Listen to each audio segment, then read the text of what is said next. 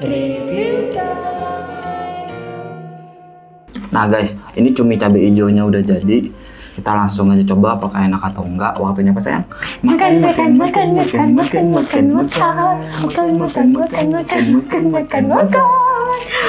Wow, I'm so excited. Nah guys, di video referensinya itu nggak diinfoin cuminya itu direbus dulu atau gimana.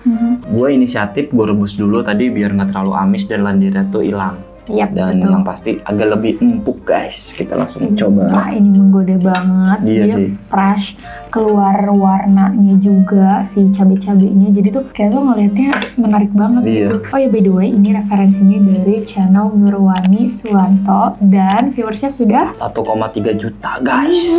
Kita langsung aja. Sumpah ini aku dari sekian banyak episode ini yang paling excited. Oke.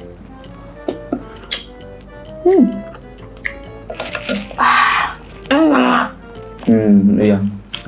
Ini cuminya jadi empuk guys, tapi nggak terlalu empuk. Tekstur kenyalnya tuh masih ada, nggak yang digigit langsung hancur gitu, nggak. Kenyalannya masih ada. Dan yang Segar pasti, banget. dan yang pasti ini nggak amis sama sekali. Mungkin karena direbus dulu, jadi nggak terlalu amis. Makan bukan nggak terlalu amis, ini bener amisnya hilang. Rasanya Ada. cuminya tok gitu guys. Dan seger banget karena ada apa namanya tomat hijau, ada daun jeruk. Gimana nggak seger coba? Coba kuahnya guys. Manisnya, asin, pedas, gurih, pas banget semuanya. Asli ini enak, ditambah nasi hangat. Aku tidak bisa berword-word. Iya, ini enak sih. Jadi kita rekomendasiin untuk kalian coba. Wajib malah, bukan rekomendasi lagi tapi wajib. Ini pasti disayang sama suami kalau istri masak. Kalau suami yang masak, disayang istri. Dan kalau mantu masak disayang mertua. Wah. Ini tuh walaupun pakai jahe, dia jahenya nggak terasa guys. Menurutnya nggak terlalu strong.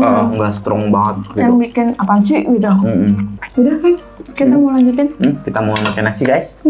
Jangan lupa di like, Komen, share, subscribe, dan dan juga tekan tombol loncengnya. Bye-bye. See you in the next video.